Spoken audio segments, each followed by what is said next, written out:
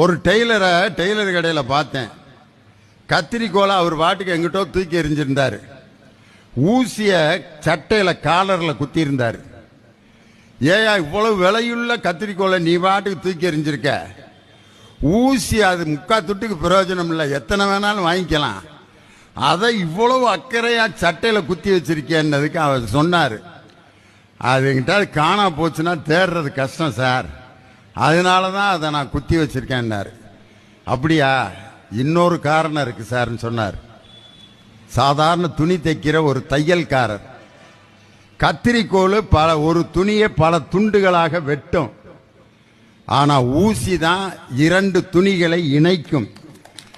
அதனால பலவற்றை இணைக்கக்கூடிய இந்த ஊசியை நான் மரியாதையோட பத்திரமா வச்சிருக்கேன். வெட்டி விடுற கத்திரிக்கோளை நான் அனாவசியமா தூக்கி எறிஞ்சிருக்கேன் சார்ன்னு சொன்னார். இந்த